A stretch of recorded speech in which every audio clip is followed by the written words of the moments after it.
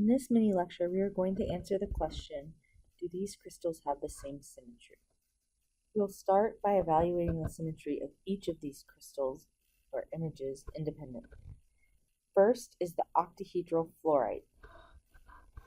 So I just grabbed these images from Google Images, all the links are below. Here I've found rotations, or the crystal rotated down specific rotational axes so that you can see the symmetry a bit better.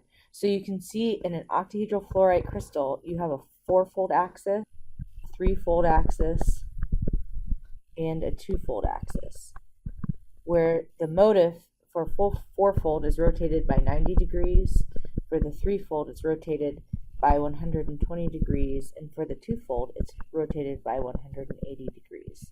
So let's take a look at these individually. For the four-fold, the axis is going into and out of the page, or perpendicular to our screen. We can label the four-fold axis with this little square, and what you can see is the motif, or this triangle, the face of the octahedron, is rotated by 90 degrees. If you were to close your eyes and rotate the shape 90 degrees, it would look the same as it did at the beginning. The three-fold axis is the face. If we were to draw the four-fold axis on our original image, we would see that all of the four-fold axes are on the corners of the shape, and we can count them up. We have 1, 2 from top to bottom, 3 in the other direction. If we were to draw in the axes, they'd be like this, going into the page, to the screen, and here coming across the screen. I'm going to erase the axes for clarity. Now if we look at the three-fold rotational axis, you can see it's in the face of one of the triangles, one of the triangle faces, and our motif is here. It's this whole shape, and it's rotated 120 degrees. If we are to draw the three-fold axis onto our original image, we can see it goes through the faces of the crystal, and when you apply the four-fold rotation to this three-fold axis, you get 4 three-fold axes. We can't see all of them. There are 2 in the back here. We can see the bottom half of one of them, and then there's another behind where my arrow is pointing. Finally, if we look at the two-fold is on the edges of the system, and so our motif here is this face, and you could rotate 180 degrees, get a repeated image. If we are to count up our two folds in the original, we have 1, 2, 3, 4, 5, and then there's one on the back side here, 6. So we have 3 four-fold axes, 4 three-fold axes, and 2 two-fold axes.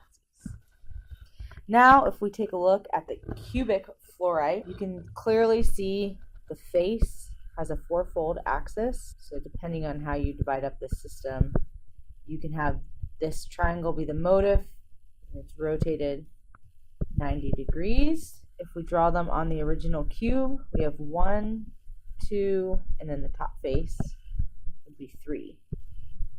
So 3 four-fold axis.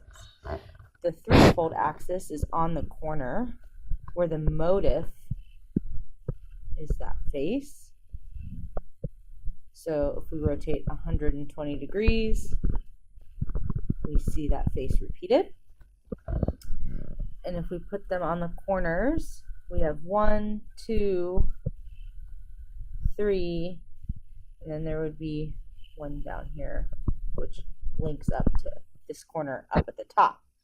So we have 4 three-fold axes again. And then finally we have a two-fold axis on the edge, just like in the other representation.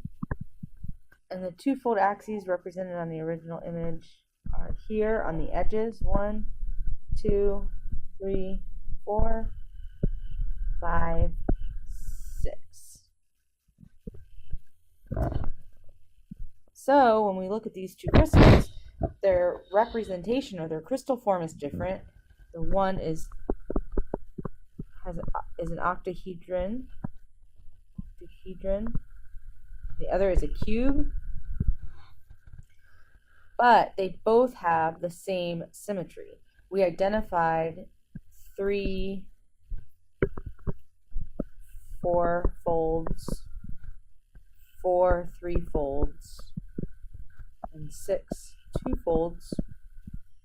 What we didn't identify in these images were the perpendicular mirror planes to the 4-fold axis and the 2-fold axis, and the inversion center about the 3-fold axis. The combination of all of these different symmetry elements gives us the point group 4 over m, 3 bar, 2 over m. This image is a representation of that symmetry. So you can see all of the rotational elements labeled, and then these planes represent the mirrors. And so, yes, these crystals have the same symmetry.